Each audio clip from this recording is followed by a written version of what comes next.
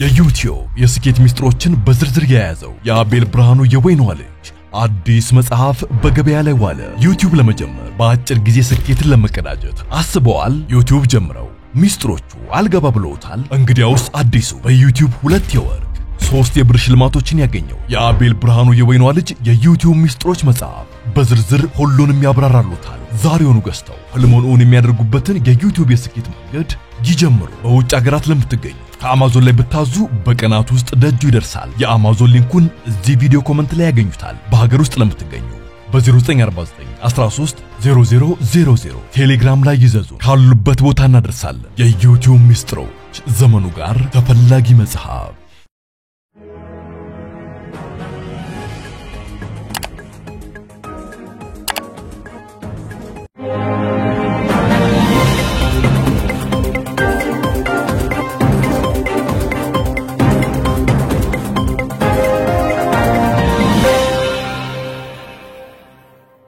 ተናስተልን ክብራትና ክብራን የዩቲዩብ ቻናል ቤተሰቦች የሰዓቱን ሁለት አጫጭር ሰበር መረጃዎች ይዤ ቀርብ ያለው እስከ ፍጻሜ አብራችሁኝ ቆዩ። የመጀመሪያው መረጃ ከቀናት በፊት ከትግራይ ክልል ጊዜያዊ አስተዳደር መንበር የተነሱት አቶ ጌታቸው ረዳ ከሁለት ቀናት በፊት የትግራይ ክልል ጊዜያዊ አስተዳደር ፕሬዝዳንትነትን የተረከቡትን ሌተናል ጀነራል ታደሰ ወረደን በፎከስ ኦን አፍሪካ ላይ ወቅሰዋል።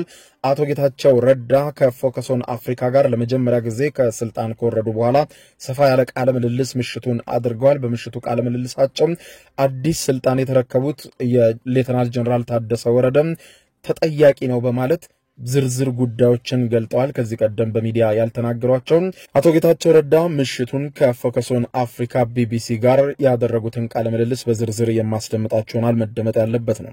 በሌላ በኩል ደግሞ ክቡራን አድማጮች እንዲሁ ዓለምን ወጥሮ ያዘው የቻይናና የአሜሪካ የንግድ ጦርነት ተባብሶ ቀጥሏል። ትራምፕ ምሽቱን ቻይናን ያስደነገጠ እርምጃ ወስደዋል።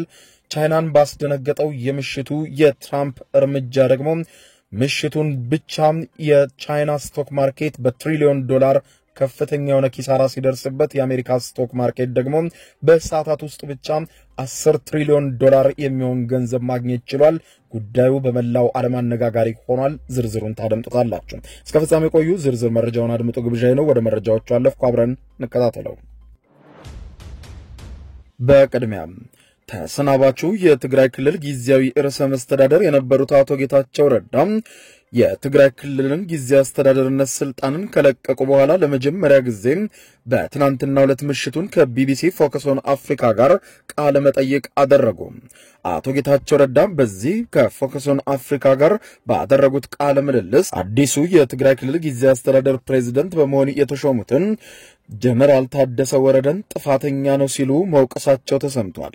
የቀድሞው የትግራይ ክልል ጊዜያዊ አስተዳደር ፕሬዝዳንት አቶ ጌታቸው ረዳ በትግራይ ክልል ያለውን የፖለቲካ ባህል የሚገዳደር እንቅስቃሴ በመፍጠራቸው እንደሚኮሩ ያስታወቁ ሲሆን ከኃላፊነት ከተነሱ በኋላ ለመጀመሪያ ጊዜ ለቢቢሲ ፎከስ ኦን አፍሪካ ጋር ባደረጉት ቃለ መጠይቅ በተለይም ደግሞ ከትናንት በስቲያ የተኳቸው ጀነራል ታደሰ ወረደን ለትግራይ ክልል ውድቀት ተጠያቂ መሆን ካለባቸው አመራሮች መካከል አንዱና ዋናው ጀነራል ታደሰ ወረደ ናቸው በማለት ጠቅሰው እኔም ማውቀው ጀነራል ታደሰ የኔ ምክትል እንደነበረ ነው።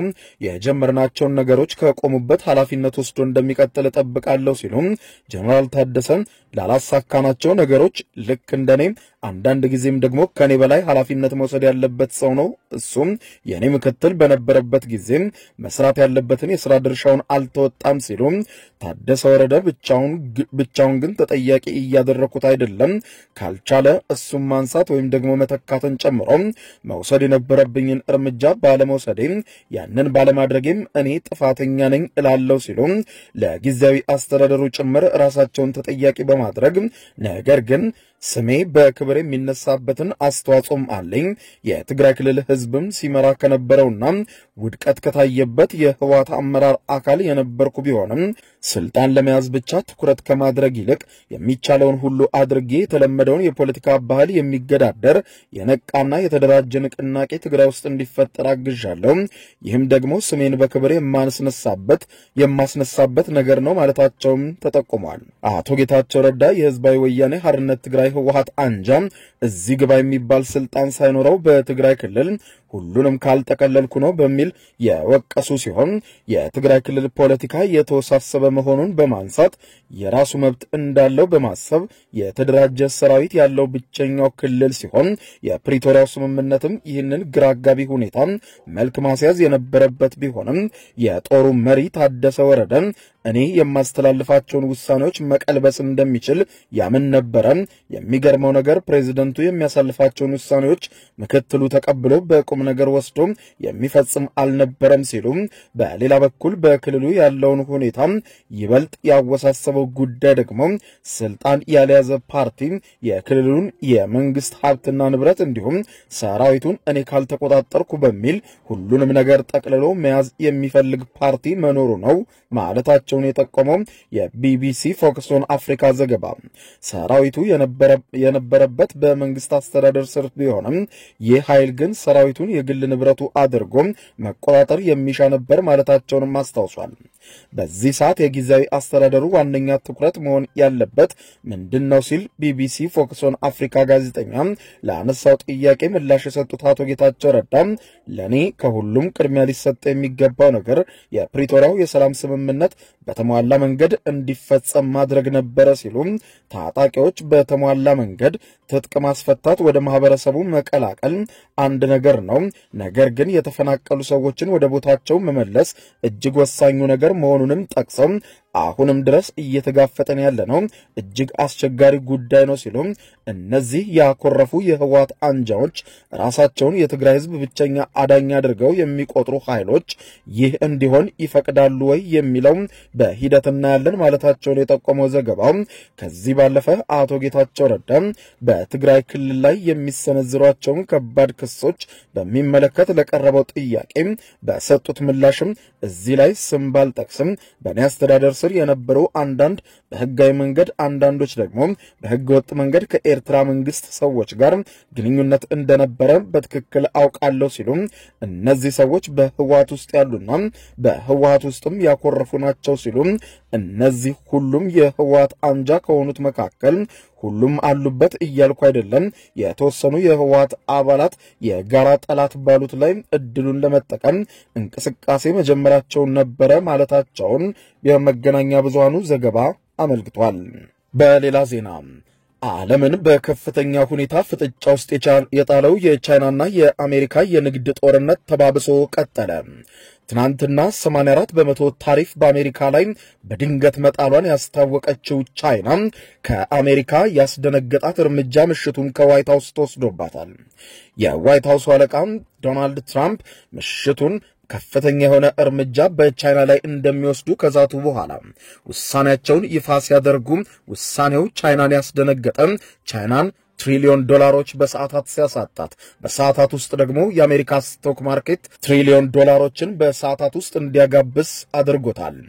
ይሄም የአሜሪካው ፕሬዝዳንት ዶናልድ ትራምፕ ቻይናን ብቻ ነጥለው በንግድ ጦርነቱ ሊዋጓት እንደሚፈልጉ ውሳኔያቸውን ካሳወቁ በኋላ ኢትዮጵያን ጨምሮ በበርካታ የዓለም ሀገራት ላይ የጣሉትን የታሪፍ ውሳኔ ለጊዜው በማቆምና ለሚቀጥሉት 3 ወራት ወይም ለ90 ቀናት የታሪፍ ውሳኔ እንዳይተገበር ውሳኔ ያሳለፉ ሲሆን ነገር ግን ከነዚህ ዓለም ሀገራት በሙሉ ቻይና ላይ ትኩረት በማድረግ ከዚህ ቀደም ተጥሎ ከነበረው 104 በመቶ ቻይና ላይ ከተጣለው ታሪፍ በመጨመር 125 በመቶ ታሪፍ በቻይና ላይ መጣላቸው ተሰምቷል። ይህ የዶናልድ ትራምፕ ውሳኔ ይፋ ከሆነ በኋላ የቻይና ስቶክ ማርኬት ላይ ትሪሊዮን ዶላሮች ውድቀት የታየባቸው ሲሆን በአንጻሩ ለቀናትም ከፍተኛ ውድቀት የታየበት የአሜሪካና የአውሮፓ ስቶክ ማርኬት ደግሞ በትሪሊዮን ዶላሮች ተጥለቅልቋል። የአሜሪካው ፕሬዝዳንት ዶናልድ ትራምፕ ወደ ስልጣን ከመጡ ወዲህ ካሳለፏቸው በርካታ ውሳኔዎችና አነጋጋሪ ሆነው የዓለም አቀፍ ኢኮኖሚ ሁኔታዎች ላይ ሳይቀር ከፍተኛ ተጽዕኖ እየፈጠረ ያለው የታሪፍ ውሳኔ ጉዳይ አነጋጋሪነቱ ሲቀጥል በአጭር ጊዜ ውስጥ ተግባራዊ እንደሚሆን ተገልጾ የነበረውና ኢትዮጵያን ጨምሮ በየደረጃው ከ100 በላይ የዓለም ሀገራት ላይ የተጣለው ታሪፍ ውሳኔ ከዛሬ ጀምሮ ለቀጣይ 90 ቀናት ወይም ለ3 ወራት እንዲራዘም ፕሬዝዳንቱ የፈረሙ ሲሆን እንደ CNN ዘገባ ነገር ግን ትራምፕ አሁን ላይ ከመላው ዓለም ጋር መጋፈጥ አልፈለጉም። መጋፈጥ የፈለጉት ትራምፕ ከቻይና ጋር ብቻ ነው ይላሉ። ቻይናን በንግድ ጦርነቱ ነጥለው ለመምታት ትራምፕ ምሽቱን የወሰዱት እርምጃ ለሰዓታትም ቢሆን ከፍተኛ ፍሬ እንዳሳያቸው ተነግሯል። በቻይና ላይ የተጣለው 104 በመቶ ከፍተኛ ታሪፍ ተግባራዊ መደረግ መጀመሩን ጠቅሶ በቻይና ላይ የተጣለው የታሪፍ መጠንም 125 በመቶ እንዲደርስ ውሳኔ ያሳለፉ ሲሆን ትራምፕ ውሳኔ እንደተሰማ የቻይና ግዙፍ የሚባሉ ድርጅቶች የአክሲዮን ዋጋቸው በከፍተኛ ሁኔታ የተሽቆለቆለ ሲሆን በርካታ ባለሀብቶችም ከፍተኛ ገንዘብ እያጡበት እንደሚገኙና ይህም ደግሞ ከኮሮና ቫይረስ ወረርሽኝ ስርጭት ወዲህ የመጀመሪያው የተባለለት ማሽቆልቆል በንግዱ ዓለም እየታየ እንደሆነ ተነግሯል። የቻይና ስቶክ ማርኬት ምሽቱን ሲንኮታኮት በአንጻሩ ለሳምንታት ከፍተኛ ውድቀት ውስጥና ጭንቀት ውስጥ ገብቶ የነበረው የአሜሪካ ስቶክ ማርኬት በትሪሊዮን ዶላሮች ተጥለቅልቆ አምሽቷል። የታሪፍ ውሳኔውን ተከትሎ ብዙዎች እየደነገጡና የራሳቸውን የስጋት አስተያየት ሲሰጡ ተመልክቻለሁ ያሉት ዶናልድ ትራምፕ ደግሞ ምሽቱን ባስተላለፉት አጭር መልእክታቸው እውነት ትልቅ ስራ ይጠበቅብናል ሲሉ ከዚህ ቀደም ሌላ ፕሬዝዳንት አድርጎት አውቅም የነበሩትን ፕሬዝዳንቶችም አውቃቸዋለሁ ማንም አያደርገውም ሲሉ ይህንን እርምጃ በቻይና ላይ እንኳን የወሰደ አልነበረም። በታሪካችንም ግን የቻይና ትልቋ መዝብ ቻይና ትልቋ የአሜሪካ መዝባሪ ነች ማለታቸውን ያነሳው ዘገባው የነበረውን አካሄድ የሚያስቀጥለን ባለመሆኑ አንድ ሰው ይህንን እርምጃ መውሰድ ነበረበት። ያ አንድ ሰውም እኔ ነኝ። ከበርካታ ሀገራት የስምምነት ጥያቄዎች አሁን ላይ እየመጡ ነው። ለዚህም ነው ይህንን የታሪፍ ጥያቄ ከመላው ዓለም ለጊዜው እንዲቆም ያደረግነው ብለዋል። በርካታ ሀገራት ከኛ ጋር ተደራድረው ከዚህ ቀደም በአሜሪካ ላይ የጣሉትን ታሪፍ እንዲያነሱና ነፃ ንግድ እንዲተገበር ፈቃደኛ ሆነዋል። ከበርካቶቹም ጋር እየተነጋገርን ነው። ወደ ጠረጴዛ እየመጡ ነው። ይህ ደግሞ ዓላማችን ተሳክቷል። ለጊዜው ዓላማዬን አላሳካም ያላችሁ ቻይና ናት። ቻይና ጋር የምፈልገው አንድ ነገር ነው ያሉት ትራምፕ እነሱ በእኛ ላይ የንግድ ታሪፍ ይጥላሉ፣ እኛ ግን በእነሱ ላይ እንድንጥል አይፈልጉም። ስለዚህም ነፃ ገበያ እስኪኖር ድረስ በከፍተኛ ሁኔታ በታሪፍ እመታታለሁ ብለዋል። ቻይናም ወደ ስምምነት መምጣት ትፈልጋለች፣ ነገር ግን እንዴት መቀጠል እንደሚችሉ አያውቁም የቻይና ፖለቲከኞች ሲሉ መፍትሄው ላይ እንዴት መድረስ እንደሚችሉ ባያውቁም ስምምነት ላይ መድረስ እንደሚፈልጉ ቻይኖች ግን አውቃለሁ፣ ነገር ግን ያንን ማሳየት አይፈልጉም። ባጠረ ጊዜ እናንተም አሜሪካውያን ዓለምም ይህንን ያህል ቻይናን ወደ ጠረጴዛ አመጣታለሁ ሲሉ ዝተዋል። የዋይት ሃውስ ቃል አቀባይ ካሮላይን ሌቪት በሰጡት ማብራሪያ ደግሞ የአሜሪካው ፕሬዝዳንት ዶናልድ ትራምፕ በቻይና ላይ የጣሉትን የታሪፍ እርምጃ 125 በመቶ መድረሱን ገልጸው ለዚህ ደግሞ ምክንያቱ ቻይና በአሜሪካ ላይ በትናንትናው ዕለት በወሰደችው እርምጃ ነው ማለታቸውን ያነሳው ዘገባው አሜሪካ ላይ ቡጢ ለሚሰነዝሩ ሁሉ ትራምፕ በምላሹ ጠንካራ ቡጢ ይሰነዝርባቸዋል ሲሉ ከውሳኔውም ባለፈ ከ75 በላይ በሀገራት ከአሜሪካ ጋር የተሻለ የንግድ ስምምነት ለማድረግ ወደ ዋይት ሃውስ ጥያቄዎችን እያጎረፉ ነው ሲሉ ከውሳኔው በኋላ ከአውሮፓ እስከ ደቡብ አሜሪካ ከአፍሪካ እስከ እስያ በርካታ ሀገራት ወደ ዋይት ሃውስ በመምጣት ከአሜሪካ ጋር ንግዳቸውን ማስቀጠል እንደሚፈልጉ ተናግረዋል። ለዚህም ነው ትራምፕ ከቻይና ውጪ በሌሎች የዓለም ሀገራት ላይ የጣሉትን ታሪፍ ለ90 ቀን ውሳኔው እንዲቆምና ከሀገራቱ ጋር መነጋገር እንዲቀጥል ያስፈለገው። ምክንያቱም የታሪፉም ዋና ዓላማ መነጋገርና አሜሪካና ሌሎችም አጋሮቿ ጋር ነፃ ገበያ መፍጠር ነው ብለዋል። የትራምፕ አስተዳደር የጣለው የታሪፍ ውሳኔ ኩባንያዎች ከፍተኛ ገንዘብ እንዲያጡ እስከማድረግና እስከ ኪሳራ የሚያደርስ ሊሆን እንደሚችል የተገለጸ ሲሆን ምንም እንኳን ፕሬዝደንቱ በበርካታ ሀገራት ላይ የጣሏቸውን የታሪፍ ውሳኔዎች ለ90 ቀን ለማራዘም እንደ ሁኔታውም ከቻይናና አንዳንድ ሀገራት በስተቀር በሁሉም ሀገራት ላይ ዓለም አቀፍ የሆነ የ10 በመቶ ታሪፍ ጥለው ለመቀጠል ሊወስኑ እንደሚችሉ መግለጻቸው የተሻለ ዜና ቢሆንም የውሳኔ አሜሪካውያን ኩባንያዎችን ዋጋ ሊያስከፍል እንደሚችል ያነሱት ባለሙያዎች ነገር ግን የቲንክ ታንክ ዋና ኃላፊ በጉዳዩ ላይ ሲናገሩ ቻይና ላይ የተጣለው ታሪፍ 125 በመቶ ደርሷል። ነገር ግን ይህ በቂ አይደለም። እኔ በቻይና ውስጥ ቢዝነስ ሰርቼ ነበር፣ ቻይኖችን አውቃቸዋለሁ። መሆን ያለበት 125 በመቶ ሳይሆን 400 በመቶ ነው መጫን ያለበት። ያን ጊዜ ቻይና ሻጭ ሀገር በመሆኗ ከፍተኛ ጉዳት ይደርስባታል። ሸጦ የሚያደርሰው ደግሞ ይህንን ነገር በጠንቅቆ ይገነዘበዋል ምን ማለት እንደሆነ ብለዋል።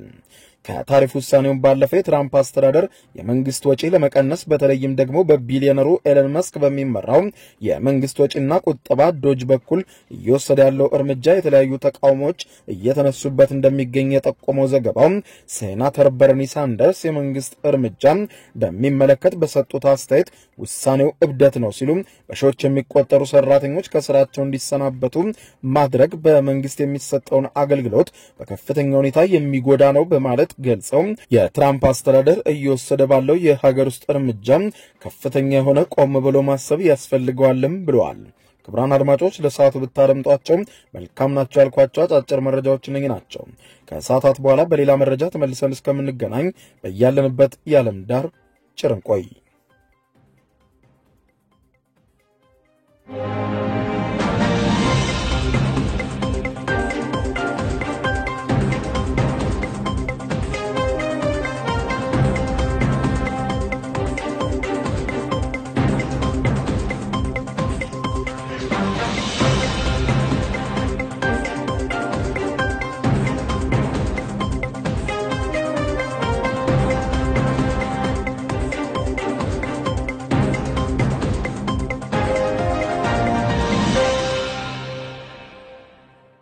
የዩቲዩብ የስኬት ሚስጥሮችን በዝርዝር የያዘው የአቤል ብርሃኑ የወይኗ ልጅ አዲስ መጽሐፍ በገበያ ላይ ዋለ። ዩቲዩብ ለመጀመር በአጭር ጊዜ ስኬትን ለመቀዳጀት አስበዋል? ዩቲዩብ ጀምረው ሚስጥሮቹ አልገባ ብለውታል? እንግዲያውስ አዲሱ በዩቲዩብ 2 የወርቅ 3 የብር ሽልማቶችን ያገኘው የአቤል ብርሃኑ የወይኗ ልጅ የዩቲዩብ ሚስጥሮች መጽሐፍ በዝርዝር ሁሉንም ያብራራሉታል። ዛሬውኑ ገዝተው ህልሞን የሚያደርጉበትን የዩቲዩብ የስኬት መንገድ ይጀምሩ። በውጭ ሀገራት ለምትገኙ ከአማዞን ላይ ብታዙ በቀናት ውስጥ ደጁ ይደርሳል። የአማዞን ሊንኩን እዚህ ቪዲዮ ኮሜንት ላይ ያገኙታል። በሀገር ውስጥ ለምትገኙ በ0949 13 0000 ቴሌግራም ላይ ይዘዙ። ካሉበት ቦታ እናደርሳለን። የዩቲዩብ ሚስጥሮች ዘመኑ ጋር ተፈላጊ መጽሐፍ